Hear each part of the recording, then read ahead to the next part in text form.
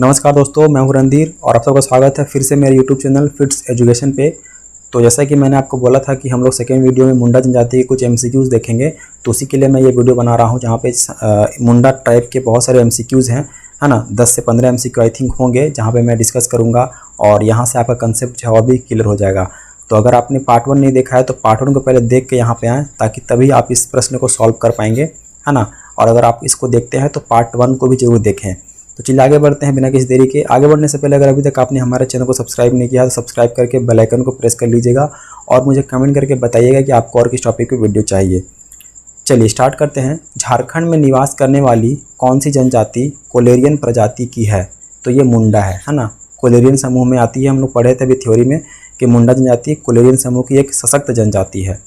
झारखंड में जनजाति के कुल जनसंख्या में मुंडा जनजाति का प्रतिशत कितना है? ये बहुत इंपॉर्टेंट है। 14.56 यानी कि 14.56% है। देखिए झारखंड में जो जनजातियों का प्रतिशत है वो 26.20% है। ठीक है, उसमें से 14.56% मुंडा ट्राइब है। व्याख्या को देख लेते हैं। झारखंड में जनजातियों की कुल जनसंख्या में मुंडा जनजाति की प्रतिशत 14.56% है। मुंडा झारखंड की तीसरी सर्वाधिक जनसंख्या वाली जनजाति है। प्रजातीय दृष्टि से मुंडा को प्रोटो ऑस्ट्रेलॉइड समूह में रखा जाता है। यह अपनी भाषा मुंडारी को होड़ो जगर कहते हैं। Very very important. यह जनजाति मुख्य रूप से रांची, हजारीबाग, पलामू, गुमला, गिरिडीह, पूर्वी सिंहभूम, पश्चिमी सिंहभूम तथा दुमका में निवास करती है। तो एरिया याद रखने की जरूरत नहीं है आपको कि कहाँ रहती है, नहीं पूछा जाएगा आपसे, है ना। चलिए, निम्न में से कौन सी जनजाति केवल झारखंड में ही पाई जाती है? तो ये मुंडा जो है वो केवल झारखंड में ही पाई जाती है। ये आपका इंपॉर्टेंट है ना। चलिए, पूछा हुआ प्रश्न है ये। मुंडा जनजाति का झारखंड में प्रवेश कब हुआ था? तो 600 ईसा पूर्व हुआ था। मुंडा स्वयं को डैश कहते हैं, जिसे सामान्यतः कोल भी कहा जाता है। तो मुंडा स्वयं को होड़क्को कहते हैं। ठीक है, होड़क्को।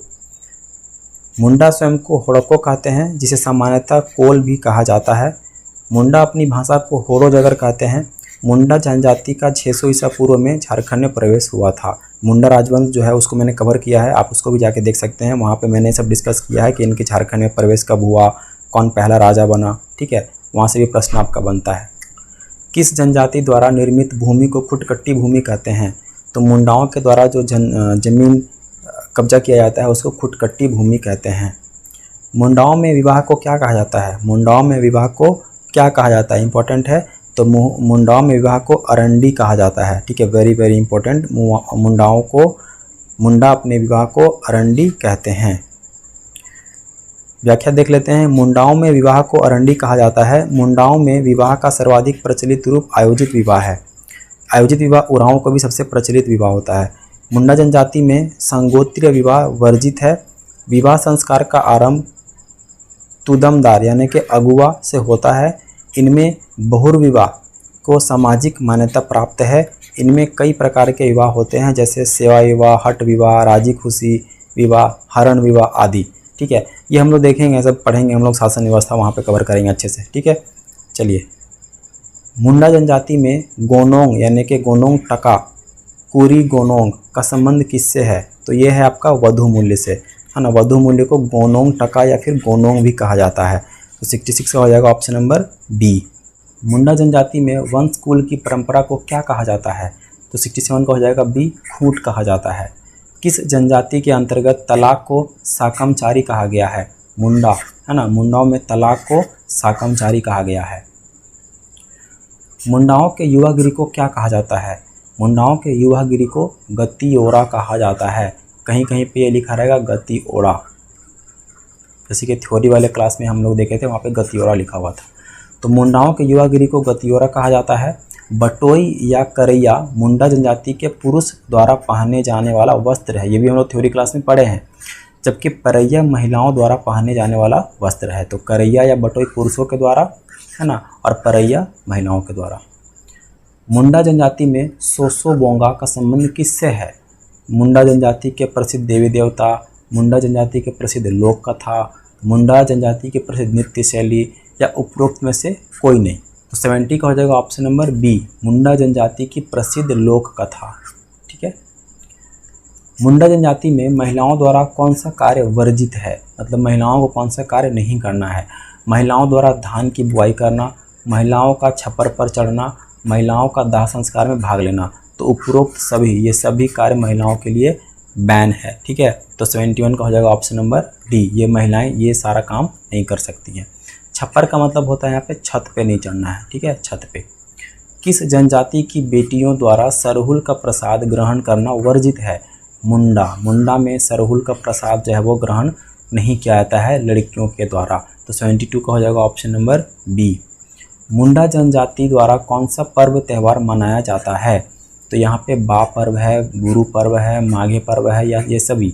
तो ऑप्शन नंबर हो जाएगा 73 का डी, सभी। ये सभी पर्व मनाए जाते हैं मुंडा जनजाति के द्वारा। बा पर्व को हम लोग सरहुल भी बोलते हैं। व्याख्या को देख लेते हैं।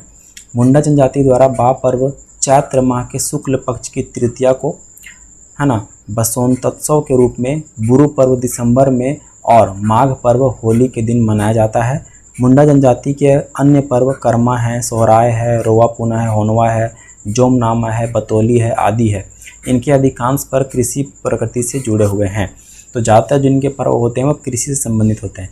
आप देखिए यहाँ पे कंफ्यूज मत होना, इतना सारा रटने का आपको ज़रूरत नहीं है, है ना। ये बुक में बहुत कुछ फालतू भी दे देता है जो कि हमारे लिए इंपॉर्टेंट नहीं है।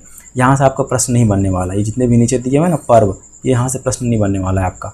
हाँ, आपके प्रश्न में ये बन सकता है कि सरहुल को हम किस नाम से जानते हैं।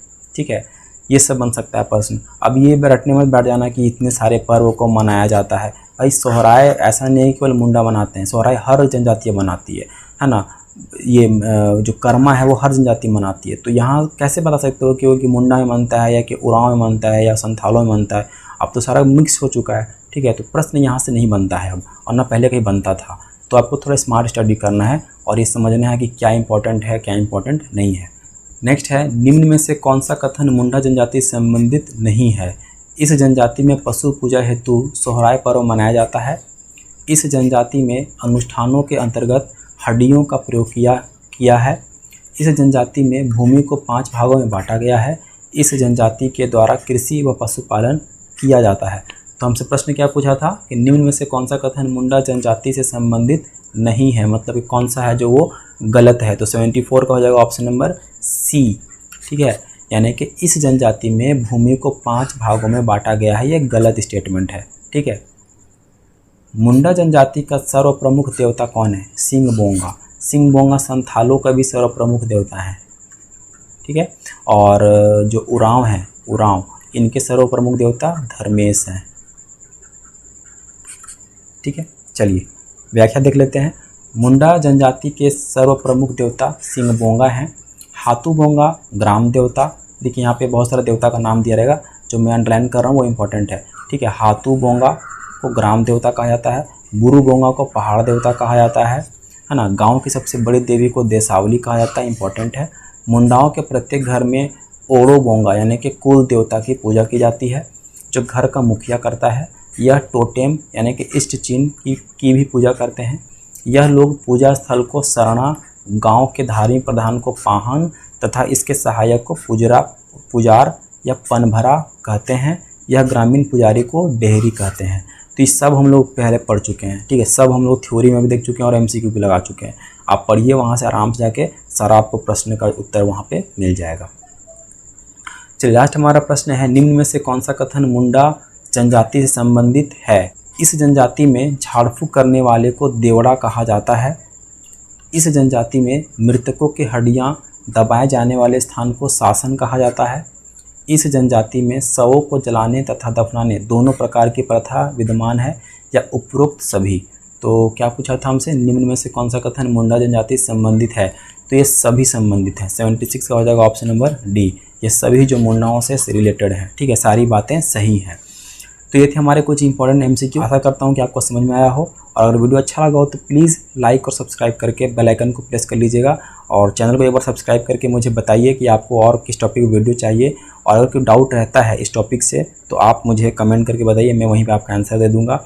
साथ ही साथ इसके अलावा मैंने चैनल पे अपने जो झारखंड के ट्राइब्स हैं उनके रिलेटेड और भी सारे वीडियोज़ डाल रखे हैं, आप उनको भी जाकर देख सकते हैं। मिलते हैं फिर अगले वीडियो में, जहाँ पे हम हो जनजाति के बारे में पढ़ेंगे।